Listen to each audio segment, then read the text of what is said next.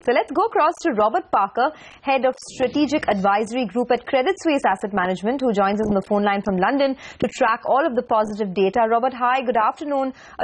We invited you to ask you about the ECB policy and the expectations. But before that, I know you track the Indian markets closely as well. What have you made of the big run-up that we've seen in India? I mean, it has been relentless. Would you continue to be bullish on the Indian markets ahead of big events like the budget? Well, if we compare the Indian markets so far this year, we're up, as you well know, just over 4%. So that actually makes India, one of the better performing markets worldwide. And that contrasts, for example, with the Shanghai Composite, which, although it's had a very good day today, the Shanghai Composite is down year to date by about 2%. So, and India really is up there with some of the top performing markets like Germany, up 5% year to date, and it's obviously significantly outperformed the US market and the Japanese market. Now, I think a number of factors. I think the first factor is that the global environment, I think, although it's been very volatile, I think with the ECB doing quantitative easing this Thursday in 2 days' time, I would argue the global environment is turning less negative.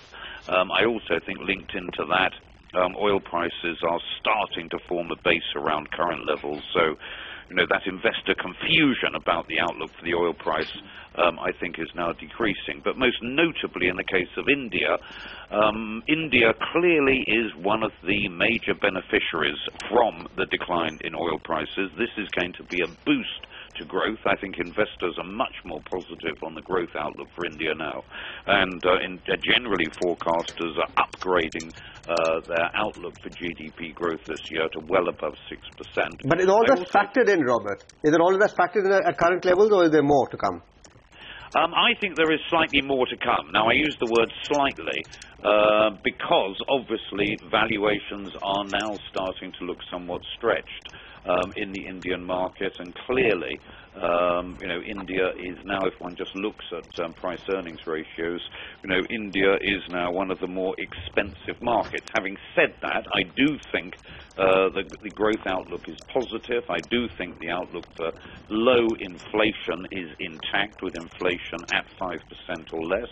And that means the RBI can cut interest rates further. So I think that the macro environment will certainly hold the Indian market. I think it will gain more, but I think one has to be rather conservative in terms of the outlook for the pace of gains. So I think further upside for India, but don't expect the sort of gains that we've seen in the last couple of weeks. All right, you just spoke about the ECB policy and what's expected over there. Can you throw some more color on what we should go ahead expecting? Do you think that the ECB will communicate any specific volume within its new package, or will it just stress on the effectiveness of QE, on the announcement on Thursday? I think they will, to achieve credibility, I think they will have to announce a volume for QE. The expectation is that is going to be somewhat in excess of 500 billion euros. They may announce that as a target. Don't forget that their balance sheet is currently 2.2 trillion euros, and previously Mario Draghi has said that he would like to take their balance sheet over time up to 3 trillion euros. So the alternative is they may do what the Fed did, which is announce an amount of QE per month. I suspect they won't do that, and that they will announce that they have an objective of QE over time of 500 billion plus. Obviously, what a lot of people are concerned about is to what extent the ECB will be buying bonds, or will it be delegated, which is more likely, to the national central banks like the Central Bank of Spain and like the Bundesbank, and that is more likely. And the other aspect, obviously, is this very vexed subject, which is that if there are losses generated through the bond buying, who takes the losses? There is a very strong opposition from the Germans that the losses be at ECB level, and that any losses largely be taken by the individual national central banks. Robert, hi. Let's come back to the India question, because so far the rally that we have seen in India is essentially a hope rally. We still haven't seen too many data points to support the kind of move that we've seen. Do you get a sense that over the next 6 months of 1 year, the data will also turn positive for India? Yes, I do. And the reason why I say that is that I do think that India, along with China, but probably more so in the case of India, is one of the biggest beneficiaries worldwide from an oil price, if one looks at Brent, of less than $50 per barrel.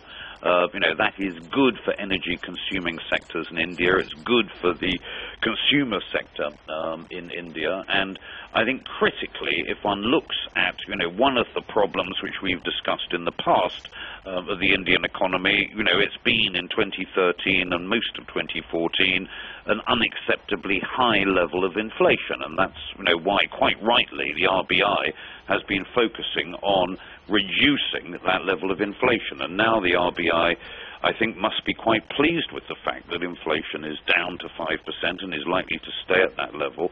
That allows the RBI to cut interest rates further. And if one looks at 10-year bond yields, we've come down below 8% on 10-year Indian government bond yields. I think that by the third quarter of this year, bond yields could be down to close to 7%. And that, in a way, underpins this equity market rally. Okay.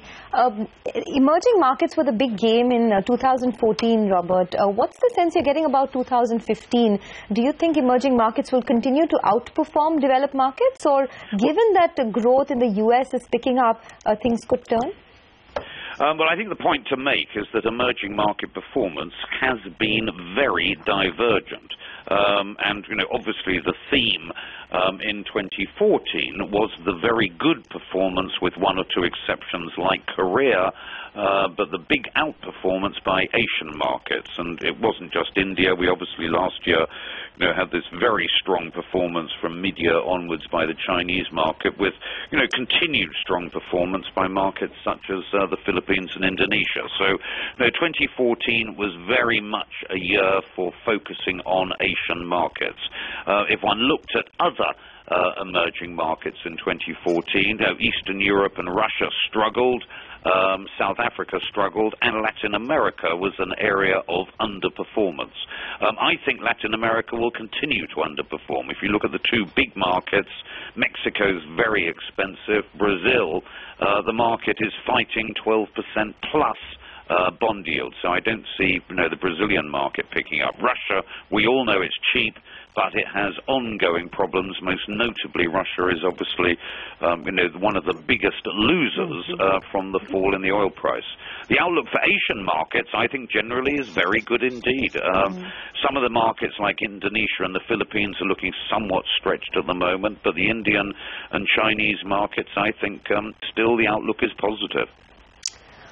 All right, Robert, we leave it at that. Thank you for joining us. The outlook is positive. And